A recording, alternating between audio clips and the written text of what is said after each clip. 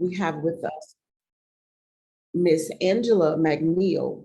Angela McNeal is the community ministry strategist for the South Carolina Baptist Convention, where she leads Heart4Schools. In this role, she provides information, resources, and support to churches as they serve their local schools. Her 11 years of teaching and a master's degree in social work, MSW, with an emphasis in church social work, have been great preparation for this role. It is her joy to connect with churches around the state to encourage them and to hear about the unique and powerful ways they are serving students, families, teachers, and administrators. At this time, I present to you Miss Angela McNeal, and she will present her panel that is with us. Well, it's so good to be with y'all. Thank you for taking your time to come and be a part of this breakout session today. I do have two wonderful people with me, and they are just my right-wing people that I always think of when I think of school partnerships. And so I do want to introduce to you Allison Miller and Scott Carroll. Allison Miller is the local missions director at Shandon Baptist Church here in Columbia, and Scott Carroll is the lead pastor at Stony Fork Community Church in Rock Hill. And we're going to talk a lot about what they do in just a little bit. And I'm going to tell you a little bit more, but I want to give you a real quick background about Heart4Schools before we just begin our conversation.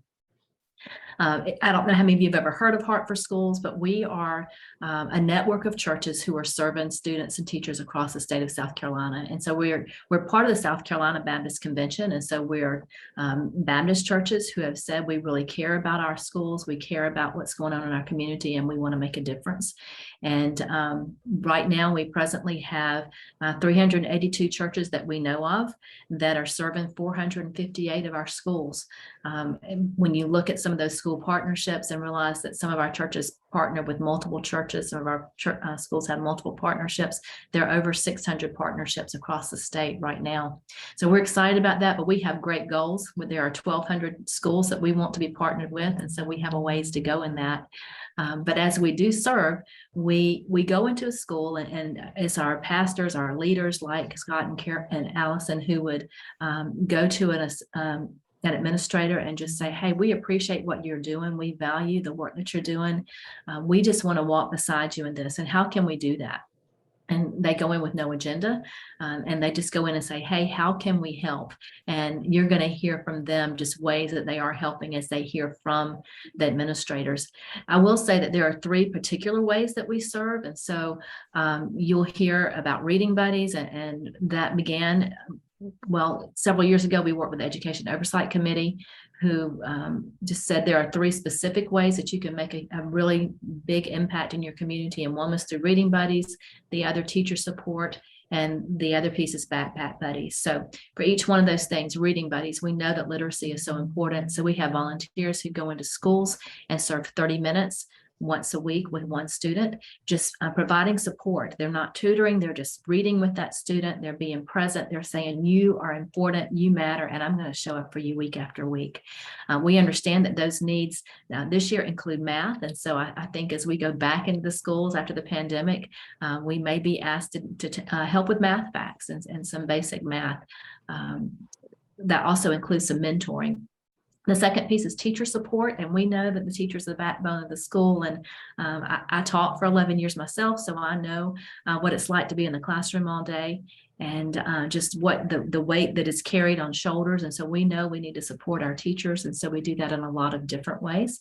And then student support, backpack buddies. You've heard already this morning the students that come to school hungry, and there are kids that would not have food on the weekend if it were not for some backpacks that are filled with a bag of food. And so our churches provide that as well as some other physical needs. Some of your schools may have some things, needs where you ask, hey, we'd like to have some clothes in our office, or I need hygiene kits, or we need food for a pantry. So lots of different ways that we do connect.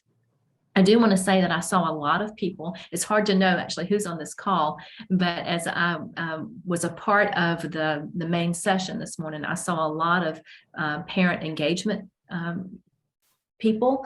There were a lot of different titles for that, but I do know that a lot of our churches will work, they look for you and they want to know how they can help you as you do things like literacy nights, math nights, those kind of things. They want to know how they can support you in the work you're doing and engaging families. Now, with all of that being said, that's just kind of a background to who we are. And I am really looking forward to getting the conversation going with Scott and with Allison. And there's a difference really in what they do. And they're going to tell you this, but Scott has been partnered with a local elementary school and a high school for quite some time and just has gone very deep in those schools, has recently partnered with the middle school. Allison's approach has been very different. She has partnered with a lot of different schools, and basically because she works through the district and the district tells her what they need, and she works with them. So I am going to just turn this over to them and just kind of ask interview style throughout. The first thing I want to do is just ask both of you if you can tell us why you ever chose to serve a local school. Scott, you look like you're ready to go. Okay, just put a cough drop in. I was a middle school band director for 15 years here in Rock Hill and got to see firsthand what students deal with every day and parents deal with every day. And as a teacher, I saw firsthand what teachers, administrators deal with every day. And the school is the hub of life for these students. It really is. And, we would love to pat ourselves on the back and think the church is the hub of life, but that ain't happening. It's the school. And so we just want to be there. And I specifically remember, and I told Angela one time that, we talk a lot about statistics, but as a former band director, when I talk about statistics, I see faces and I see names and I see families and I see hurt kids and struggling kids and families. And so that's why we're here, just to be a part and to serve and however we can serve in this community.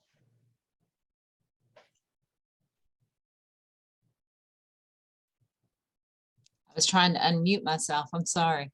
I echo all of that Scott said, excluding the experience in schools. So my role here at the church is local missions director. And as part of that, it's my job just to keep opportunities in our surrounding community in front of our people with local partners that we support, and schools are one of our number one partnerships in that area as far as serving the community well, just being good friends and neighbors, trying to impact the families in the area where we are. We happen to have 22 public schools in a 5-mile radius here at Shandon. And so we've worked hard to build relationships, like Angela said, at the district level, so that we can know from lead social workers or guidance counselors, especially from strategic partnership offices, exactly where and how we can make the greatest impact for the families that are right here surrounding our church. And schools are the backbone of the entire community. And so if we're pouring into them and helping our teachers and our students and families, then there's no better work that we could be doing here locally. Can you tell us more specifically about how you all got involved? So how did you connect, or how have you connected with your school or with your district? So Scott, I'll jump in here if that's okay with you. We made a lot of inroads. It's always been a priority, and we've had some members in our church who were teachers, of course, at local schools, and they would bring projects or teacher appreciation where they were and enlist folks to help. But really during COVID, we were given an opportunity or took an opportunity. We reached out and just said, listen, schools are closed. What on earth can we do? And we started at the district level for that, and were able to make some really great contacts, again, primarily through the social work office. And our members collected food. We delivered meals when schools were closed here locally in the community. We collected items for, any number of supplies for families that were in need. We even hosted an e-learning center back when classrooms were closed, and we're able to have volunteers on hand just to monitor students as they logged in with their own teachers. And so just having a large number of folks who are passionate, either because they've been in the school system or they are teachers, and of course they have students in the schools, we've got a great opportunity, and people are eager to serve. Well, our church, Stony Fork Church, is specifically located in South Rock Hill to serve the South Rock Hill community. And so our schools are just, two of them are just right down the street from me here. The other's a few miles away, but they're all in the South Rock Hill area. And basically what I did was I just began to build a relationship with the principals and the staff and the administration there, and earned the trust of the principal, and just said, hey, we're here, no agenda, no secret agenda. We just want to serve you. How can we best meet your needs? What are some things that you can't even do? I remember going to the high school principal one time, and I said, is there something that the district used to do that they don't do anymore? And he said, man, our flower beds are terrible. He said, they used to send people to fix that. So I said, consider it done. So we put two teams together and went for 2 weekends and rebuilt their flower beds, and just simple things like that. But the biggest thing is, again, just going in with no agenda, earning the trust, and being there when you say you're going to be there. And we can't do everything. And I'm honest to tell them, ooh, boy, that's over our head.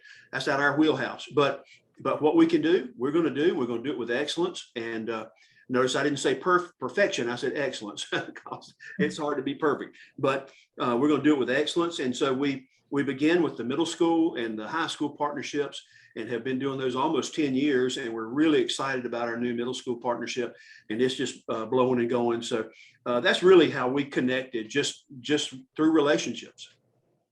Well, while you're talking, Scott, can you go ahead and tell us a little bit more about what your elementary school partnership has looked like?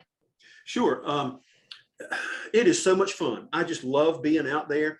Have missed it so much when the schools were closed due to COVID.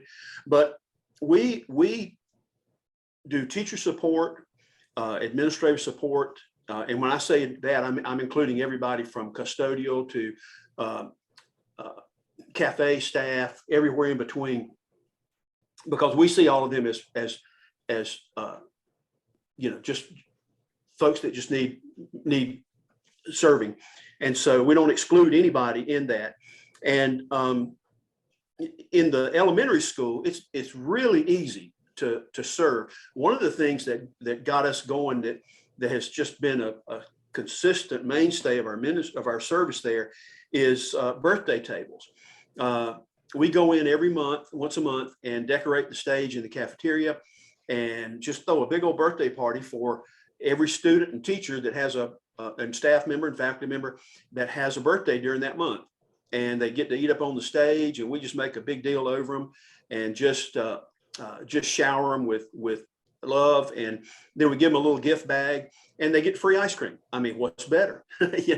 So and they love it. And I'll never forget, I was in Target one time, and this little first grader came running down the aisle and grabbed me and hugged me, and his mother was like running behind him, and she was like looking and said, who is this guy that my child's hugging? Who are you?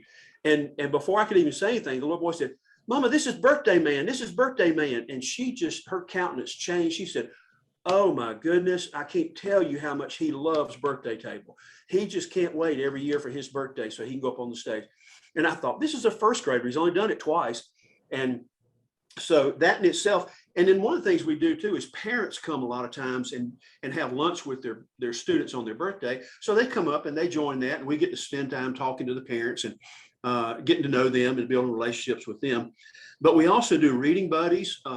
We're getting ready to kick off our reading buddies this year, and we have over 40 reading buddies that will be there for every week for 30 minutes, and they'll have the same student each week. And many of our folks will tell you that's the highlight of our week. My wife and I both feel that spending time with those kids, we have the same student each week, and you get to know those students, and you get to just know their families. and you get to read and they read to you. But, really, realistically, very few of these students have an adult figure spend 30 minutes of undivided attention with them a week. And so that's just amazing there. And we have lots of different ways. We have a huge personal connection with the teachers that we've developed over the years, that we've earned their trust. And so we're just right in there with the teachers. We do lots of different things. We provide over 100 backpacks full of school supplies every year for worthy students. And one of the things that we do is we provide crisis response. We've got a team of folks who can show up at a moment's notice. And unfortunately, we've had major crises and different things that we've had to do through that. So, but there's lots more in that, but I'll hush and let Allison do some talking, but we just love our connection.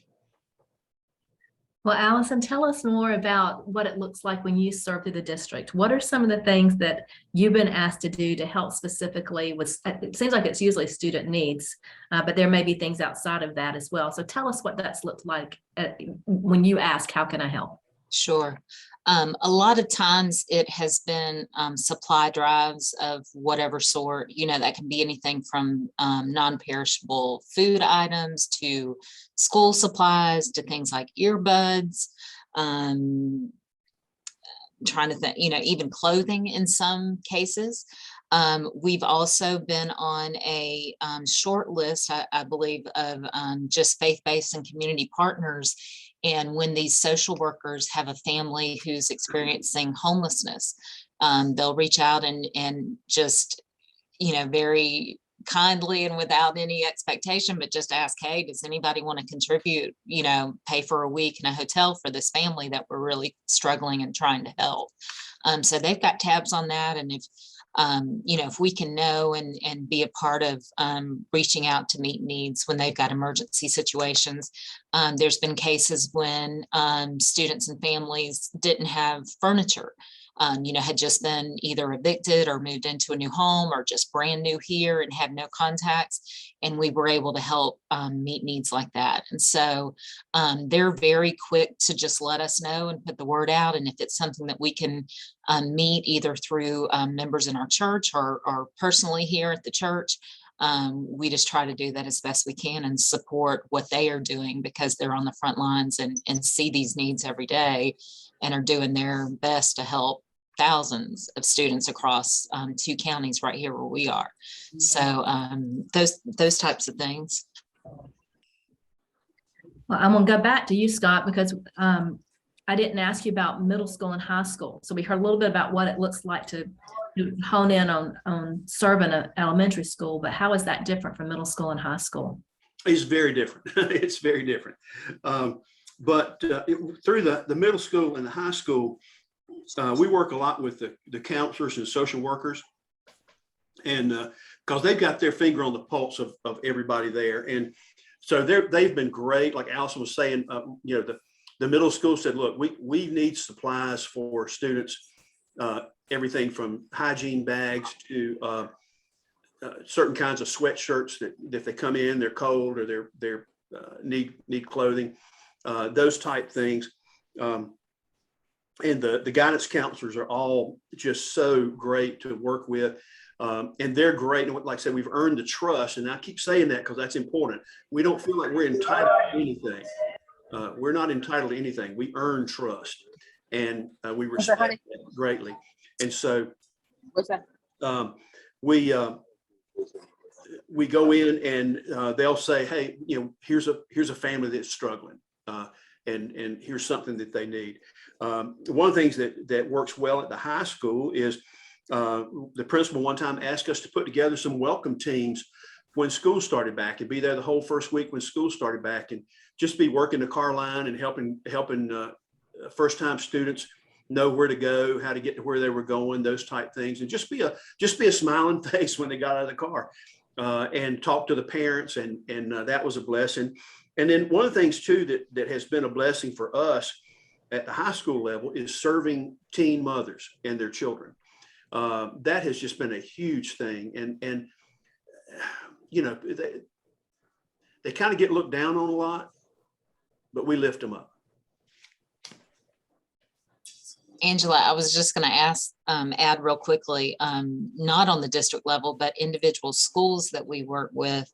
A lot of them have asked for just books, extra books for their library or their students. We've been able to do that. Another one has been incentives for the school store that teachers can use for behavioral or attendance rewards and things like that. And so those are just a few more items that I thought of while Scott was mentioning his. And as I hear both of you talk, it makes me think about things that people are doing all around the state. You're just a picture of things that are happening in schools everywhere. You talk about homelessness, and I think about foster care kids. I hear about social workers who say, well, hey, we have some foster care kids that need, they get moved from home to home, and we need some clothes, and we need a bag for them, something special they can take with them, a pillow, those kind of things. And so our churches get called to help with those types of things. And like you say, even with furniture, a child may be taken from a home and placed with grandmother, but grandmother's got to have a bed so that she can have him there. And so I hear those stories too of how churches get called to help in those particular situations. Now, as you've talked about some things that you do and already hit on this just a little bit, but I know you both have helped with events. So tell us about the types of events you have done that make a difference, because we think about helping schools and sometimes it's just dropping things off or doing a drive, but your people are also present and really making a difference. So what is that like? Well, for us, we decided a long time ago that we wanted to take as much weight off of a teacher as we could, an educator as we could. So we just said, hey, let us host anything that big events, just let us host them. Let's take that burden off of you. So they'll come up with the events, and then we bring volunteers in to help handle that. Like it may be the back to school meet and greet. We'll cook a couple thousand hamburgers and hot dogs, and basically we set up a big restaurant in the cafeteria, a free restaurant, and we're just servers. We serve them and then go around and do tea and lemonade and that type thing. And whether it's Veterans Day parade, Martin Luther King parade, whatever it is, field day, fun run, all those things, we're there manning the booths and doing those things. And this is something that somebody told me they never thought about. But what I do is I just take a big old PA system and throw on some tunes and just have a big dance party. Or if it's the Veterans Day parade, I've got a playlist that I'll be glad to share with anybody for march tunes and all those kinds of things. And so we just have fun. We just get out there and have fun with the kids. And so anything we can do to be around those students and to take some weight off of those students. And one of the teachers told me, she said, thank you so much, because I enjoy getting to spend time with my students and their families and not have to worry about all the stuff. So that's where we are. For us, we've done similar and sent volunteers for field day, back to school bash. We have served snow cones for incentive days and things like that. And just being there really at the request of the principal to do whatever it is they need. We also partner with some local partners like Young Life or FCA that are in the high schools and middle schools, and supporting them with meals or just volunteers to do whatever they're doing as they meet with students and coaches and staff inside those schools. We've had just work days on weekends, on Saturdays, where we'll come and pick up litter on campus, or have folks, plant containers and things like that, but a day where they know we're coming to do whatever it is on the outside that we can do that doesn't require anybody to be there on a Saturday, and just help spruce up the campus a little bit. And those kind of things. Angela, I don't know if this is where you want me to talk about dinners and things like that, or? Sure, go ahead. Okay. One inroad that we've been able to make and a ministry area that we've been able to develop again through district contacts is serving our international teachers. So these are teachers from other countries that are here teaching in our public schools. And we've done a lot of intentional outreach to help meet their needs and welcome them well. And two events that we've had here at Shandon. The first one is a housewarming party. And so we get community partners and other churches, and of course our members, to donate furniture and housewares, all those things. And teachers can come shop for free for the items they need. These are folks that come over with very, very little and just a suitcase full of clothing and have nothing to set up their new home. And so that's been a ministry to them that's been very widely received and appreciated. Lots of community support. And then we also host a Christmas dinner for them and just love on them and show them some extra love at Christmas, and also invite them to share their traditions with us. And so last year we had Christmas around the world, and everyone brought a traditional dish from their countries to share. And we also let them plan the program. And so they sang some traditional carols and did some other things just to share their culture here with us. And that was just a great blessing, really fun stuff. I wish I had thought to have some pictures ready to throw up on the screen so they could see some of that. That housewarming party was just this past weekend, and it was wonderful to meet those teachers. I will say, we have, before the pandemic, we had 1,200 international teachers in our state. And I don't know if you realize that there are that many, but those numbers are really growing because those numbers represent 2 years ago, really. And so when we look at one of our districts here, where they were having 20 to 30 last year, they had 60 this year, brand new coming in. And we're seeing the same thing with another district that we're working with. So doubling and tripling in numbers. And these teachers come with 2 suitcases, and that's all they have. And so some of you may run across international teachers, and we would just encourage you to reach out to them. And if you know churches too, and you can say to them, hey, we have international teachers at our church that could use some support. We hear that they're on air mattresses for 2 years sometimes. And so there are a lot of things we can do to really support them, encourage them, and welcome them here. As we continue to talk, I want to go back just a little bit and talk about teacher support. That's a very specific teacher support. What are some other things that you've done? Scott, can you tell us some things that you do to support teachers? Yeah, one of the things is that we just try to be their biggest cheerleaders. we just keep telling them, you are the heroes. You're the heroes. And so anything we can do to give them a literal pat on the back, we'll do it. One of the things that, of course, as my wife was a retired teacher, and I was 15 years, as I said, so much we realize that so much we spend out of our pockets providing stuff for the classroom. And so that's what we do. We just go to say, look, if there's something you've been paying for out of your pocket, let us know. We're a small church, but we want to pull together and try to help you with this. So that's one of the things we do. And we try to come in and help with monitoring tests. We come in and try to do duty-free lunches. Again, we try to do events when the events are going on. We try to take the weight off the students. One of the things that during COVID was we did a blessing basket every month, and it was just this massive, huge basket that took a AV cart to get in, but it was full of stuff. Just particular, it might be Valentine's, it'd be Valentine's kind of stuff, or fall, it'd be fall kind of stuff.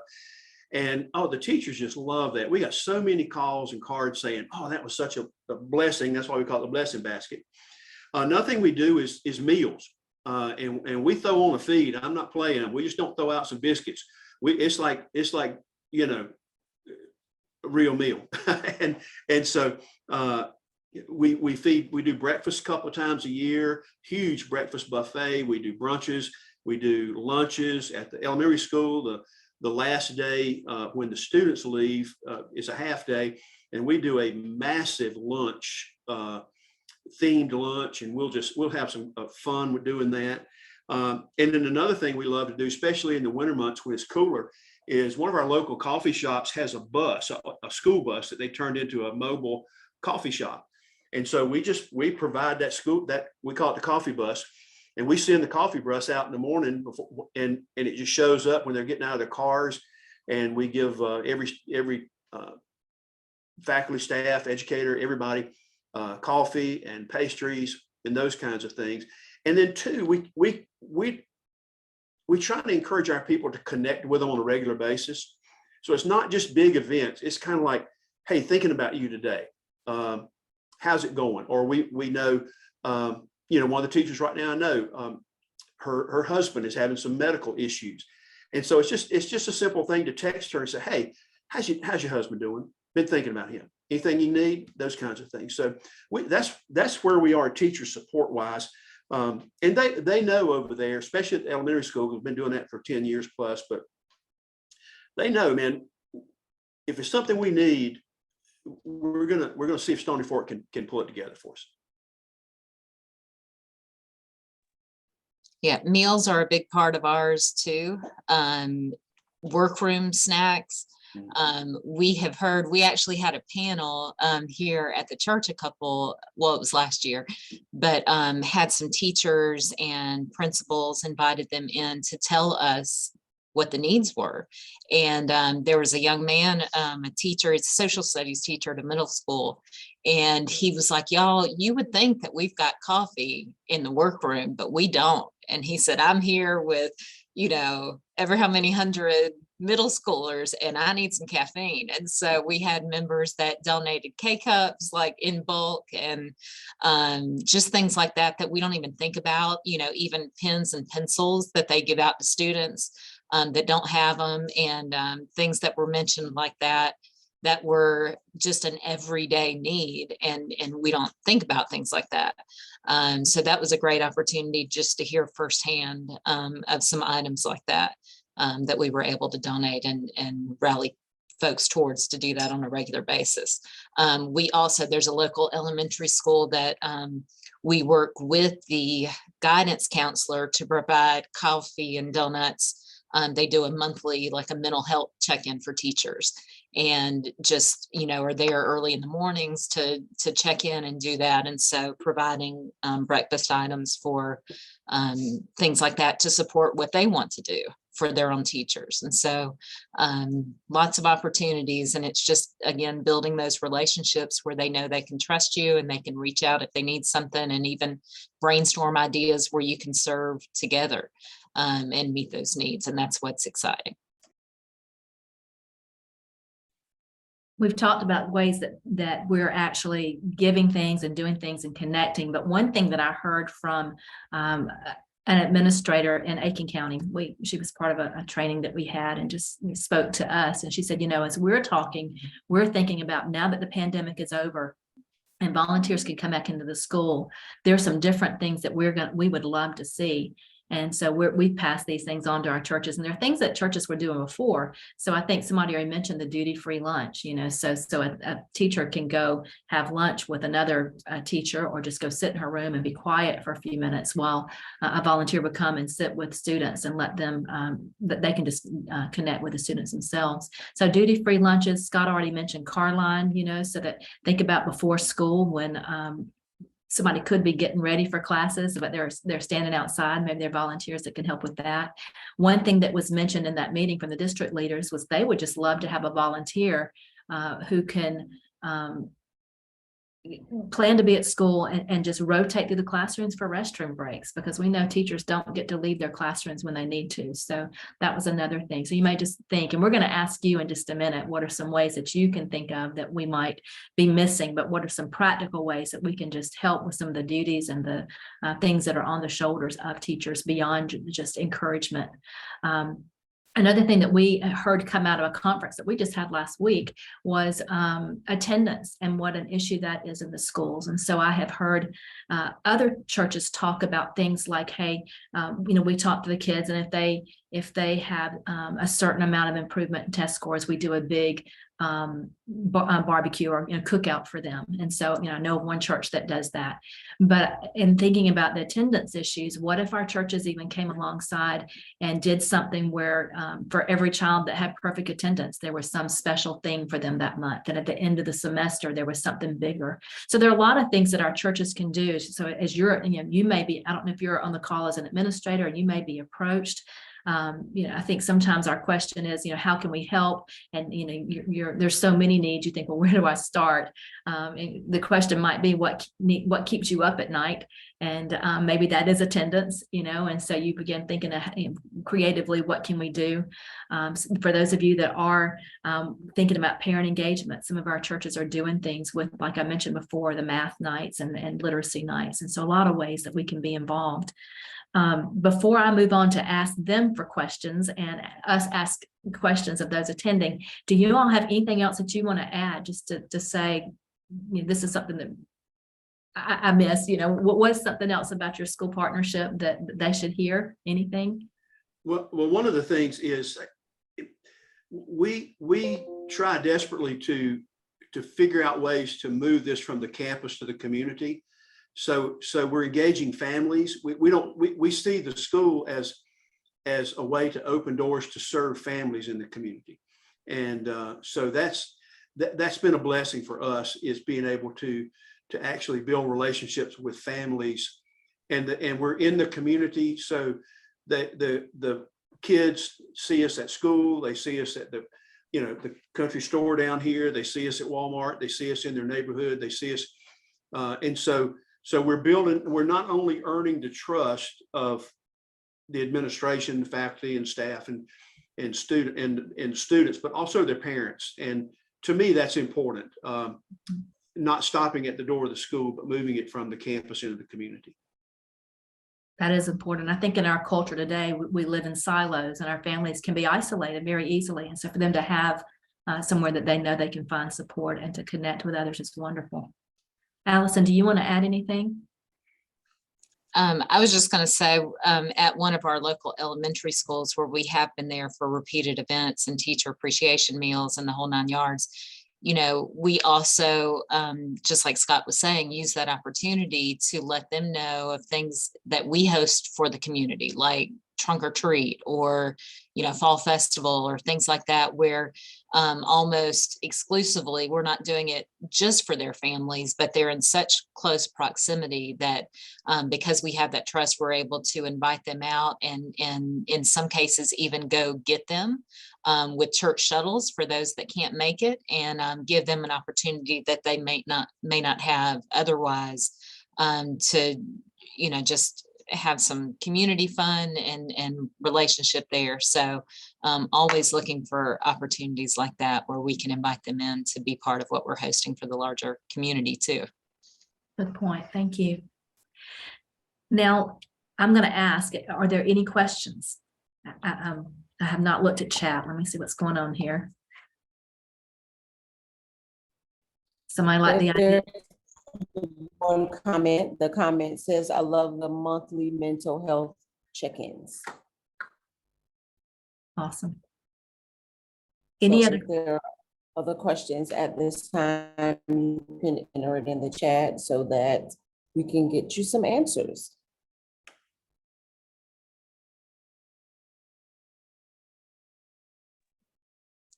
I saw someone else commented saying they like the ideas of bags for foster kids to carry. So that's a good idea too, to share.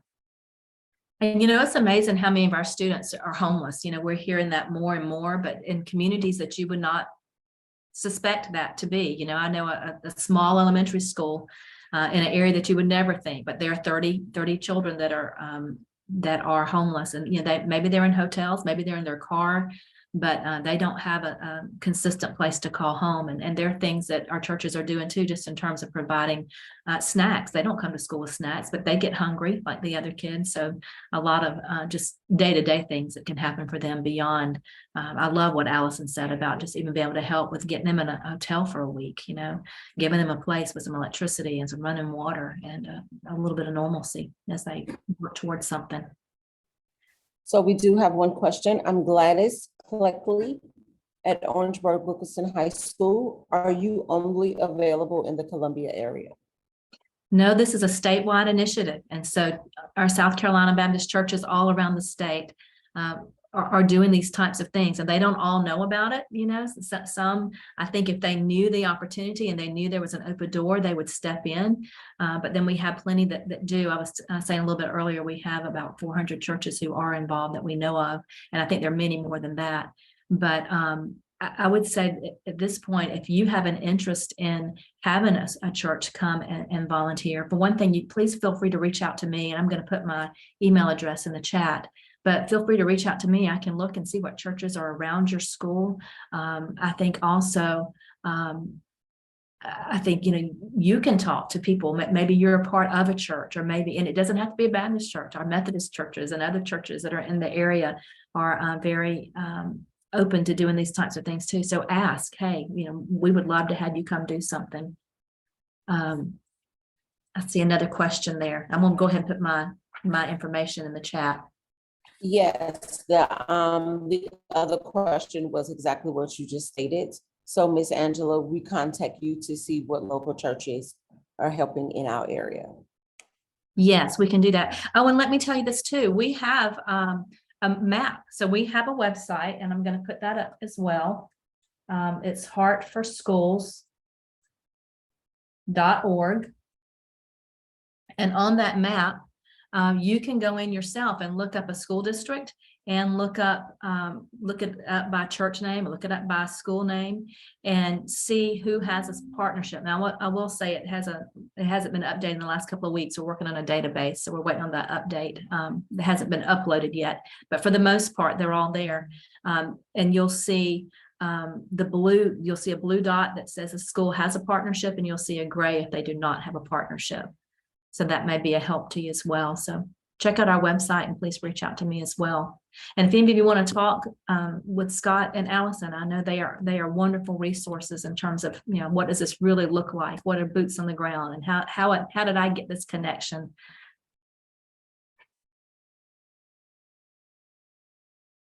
Let me ask this. I'm looking at my clock. We've got a few more minutes. Do we have any more questions before I begin to ask a question?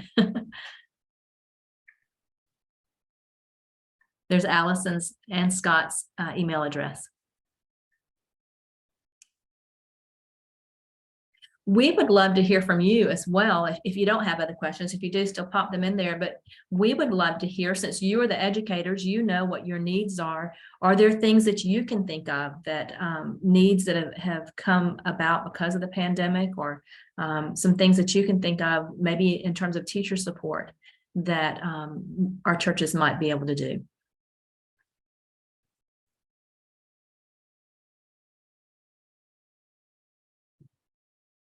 We'd love to.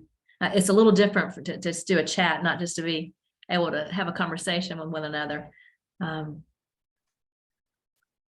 We talked about international teachers. We know that there's a great need for first-year teachers, and I'm still, again, not positive who's on the call, but you know, there are less teachers going into the profession, and that those first-year teachers don't tend to hang with it as long as our other teachers have. And so for that reason, our churches are also focusing on first-year teachers and how can we support them.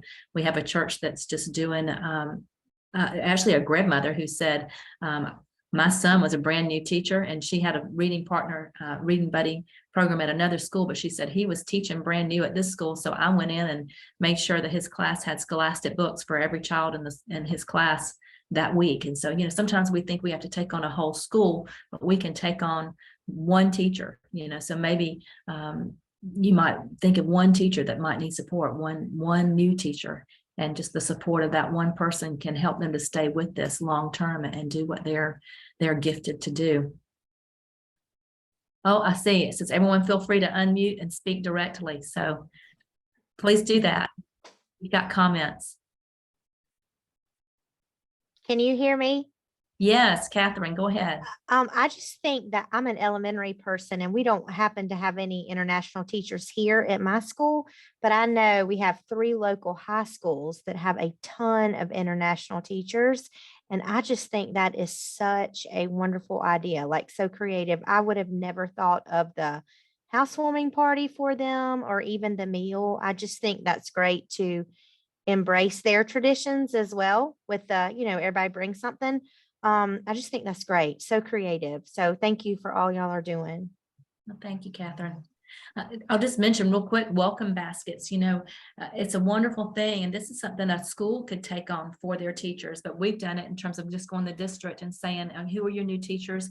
We've got a bunch of churches here in our area who pulled together. We collected 100 welcome baskets. And so it's a laundry basket with towels, washcloths, dish detergent, can openers, things that they wouldn't have as they're starting in a brand new place with nothing.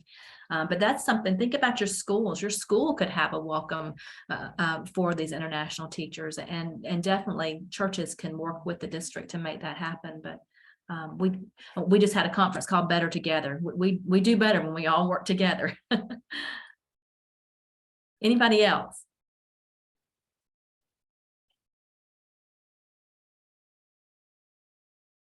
So if there be no more questions at this time, we would like to thank Ms. Angela McNeal, Mr. Scott Carroll, and Ms. Allison Miller for sharing with us on this morning.